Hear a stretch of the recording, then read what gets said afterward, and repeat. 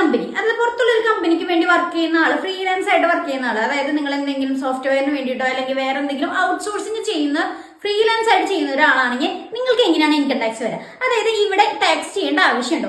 നിങ്ങൾ ഇന്ത്യയിലുള്ള റെസിഡന്റ് ആണെങ്കിൽ നിങ്ങൾ എന്തായാലും ഇൻകം ടാക്സ് ചെയ്യേണ്ടി വരും, ഇന്ത്യയിൽ ഫയൽ ചെയ്യേണ്ടി വരും, ടാക്സ് അടയ്ക്കേണ്ടി വരും. അപ്പൊ നിങ്ങൾക്ക് 5 ലക്ഷത്തിന് താഴെയാണ് നിങ്ങൾക്ക് ടാക്സ് ഒന്നും വരില്ല, പക്ഷെ നിങ്ങൾ എന്തായാലും ഇൻകം ടാക്സ് ഫയൽ ചെയ്യേണ്ടി വരും. ഇനി അങ്ങനെ ഫയൽ ചെയ്യുമ്പോൾ നിങ്ങൾ ഇവിടെയും ടാക്സ് അടയ്ക്കേണ്ടി വരും. ചിലപ്പോൾ ആ കമ്പനിയുടെ റൂൾ അനുസരിച്ച് അവിടുത്തെ രാജ്യത്ത്, അതായത് ഇപ്പൊ അമേരിക്കയോ അങ്ങനെ ഏതെങ്കിലും കമ്പനി രാജ്യത്ത് ടാക്സ് അടയ്ക്കേണ്ടി വരും. അപ്പൊ നിങ്ങൾക്ക് ഒരു ഡബിൾ ടാക്സേഷൻ വരാൻ സാധ്യതയുണ്ട്.